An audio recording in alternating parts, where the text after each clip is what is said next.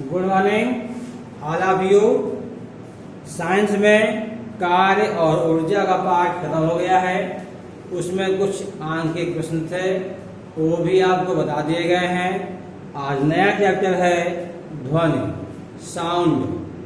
तो साउंड क्या है, व्हाट इज द साउंड, ध्वनि क्या है।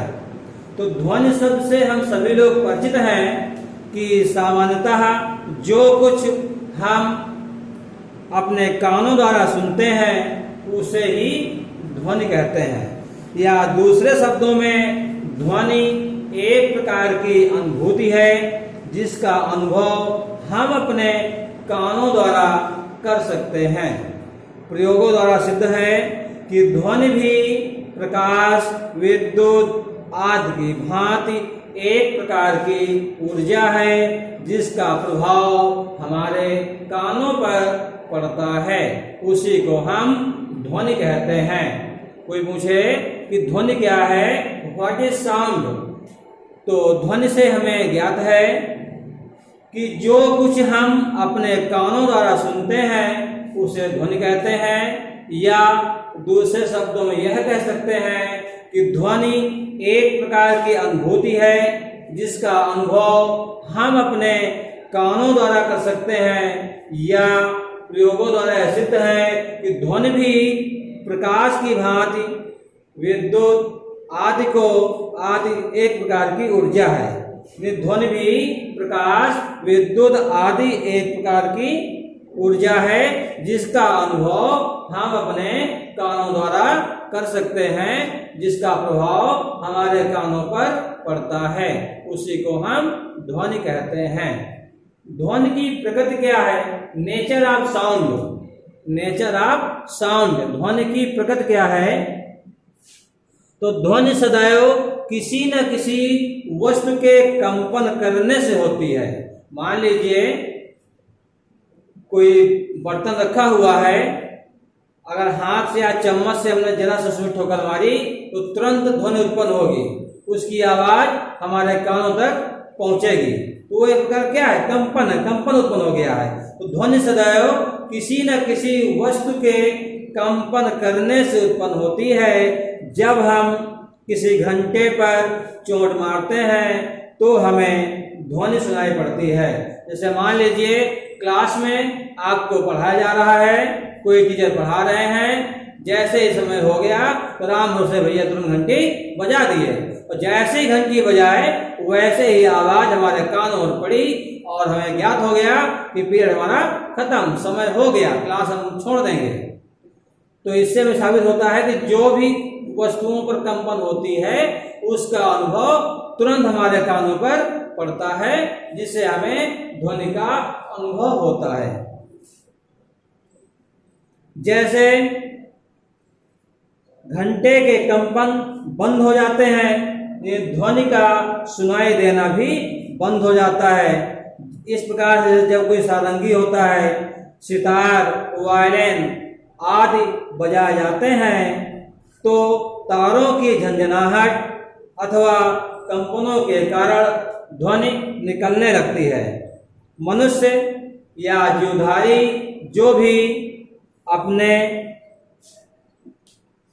गले की झिल्ली को कंपित करके ध्वनि उत्पन्न करते हैं। इससे यह निश्चित है कि ध्वनि सदैव कंपनों के कारण ही उत्पन्न होती है, जिससे बिना कंपनों के ध्वनि उत्पन्न नहीं हो सकती है।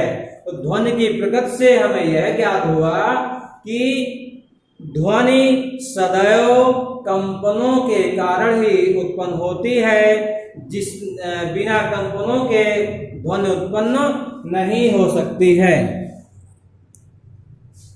तो ये हो गई ध्वनि की प्रकृति। एक बार आप लोग पुनः सुन लें। हमने पहले बताया ध्वनि क्या है, साउंड क्या है।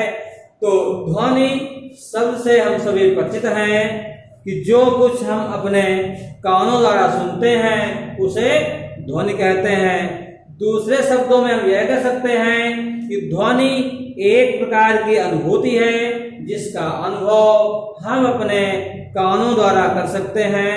प्रयोगों द्वारा यह भी सिद्ध हो चुका है कि ध्वनि भी प्रकाश, विद्युत आदि की भांति एक प्रकार की ऊर्जा है जिसका प्रभाव हमारे कानों पर पड़ता है, उसी को हम ध्वनि कहते हैं।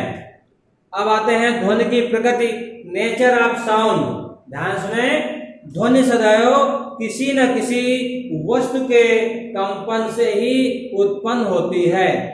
जैसे हमने बताया कि मान लीजिए क्लास में टीचर पढ़ा रहे हैं, समय हो गया, घंटा खत्म हो गया, जैसे ही राम भरोसे भैया घंटी बजाते हैं उसकी आवाज हमें सुनाई देती है, जिससे हमें मालूम हो जाता है कि हमारा समय हो गया और हम क्लास को छोड़ दें।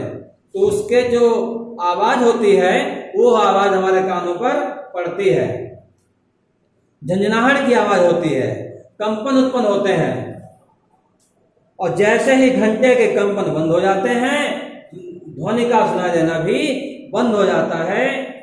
इससे यह निश्चित है कि ध्वनि सदैव कंपनों के कारण ही उत्पन्न होती है, बिना कंपनों के कारण ध्वनि उत्पन्न नहीं की जा सकती है। मान लीजिए हम आराम से बैठे हैं, किसी प्रकार कोई शोरगुल नहीं हो रहा है, अगर कोई पात्र है उसमें अपने हाथ से मार दिया तो तुरंत आवाज होगी, कंपन होगी और वह आवाज हमें तुरंत सुनाई देगी। तो ये हो गया ध्वनि की प्रकृति। अब आते हैं विभिन्न माध्यमों में ध्वनि का संचरण कैसे होता है। Propagation of sound in different media. ध्वनि एक माध्यम है, गैस, ठोस, द्रव में चल सकती है। यही कारण है कि गोताखोर जल के भीतर होने पर भी ध्वनि को सुन लेता है। उसी प्रकार रेल की पटरी से कान लगाकर बहुत दूर से आती हुई रेलगाड़ी की ध्वनि को सुनी जा सकती है। द्रवों में ध्वनि गैसों की अपेक्षा अधिक तेज होती है और ठोसों में सबसे अधिक तेजी से चलती है। ध्यान दें, ध्वनि कहाँ कहाँ उत्पन्न होती है। ध्वनि प्रत्येक माध्यम का है, जैसे ठोस है, द्रव है, गैस है, इसमें ध्वनि चल सकती है। यही कारण है कि जो गोताखोर होते हैं जल के भीतर रहते हैं, इसके बाद भी वो ध्वनि सुन लेते हैं। उसी प्रकार से मान लीजिए कोई रेलगाड़ी आ रही है, बहुत दूर से आ रही है, और अगर हम पटरी पर कान लगाकर सुनते हैं तो बहुत दूर से आती हुई रेलगाड़ी के ध्वनि की आवाज हमें सुनाई देती है। द्रवों में ध्वनि गैसों की अपेक्षा अधिक होती है और ठोसों में सबसे अधिक होती है। कोई पूछे कि ध्वनि सबसे अधिक ठोस, द्रव, गैस में से किसमें होती है, बताएंगे ठोसों में सबसे अधिक होती है, और जो द्रव में होती है वो गैस की अपेक्षा अधिक तेजी से चलती है। किसी माध्यम में ध्वनि तरंगें चलती हैं, उसका क्या कारण है, तो हम जानते हैं कि ध्वनि एक प्रकार की ऊर्जा है। यह एक स्थान से दूसरे स्थान तक माध्यम द्वारा ही चलती है। यह एक स्वाभाविक प्रक्रिया है। किसी माध्यम में ध्वनि किस प्रकार चलती है, जिस रीत से ध्वनि किसी माध्यम में चलती है उसको क्या कहते हैं, वेव मोशन, तरंग गति कहते हैं। इसके उदाहरण भी कई प्रकार के हैं जिन्हें आपको नेक्स्ट टॉपिक में नेक्स्ट पीरियड में बताया जाएगा। तो ध्वनि हो गई, ध्वनि की प्रकृति हो गई, और ध्वनि का संचरण हो गया कि ध्वनि कहाँ कहाँ से प्रवाहित होती है। ठीक, ये प्रकार समाप्त की जाती है। धन्यवाद।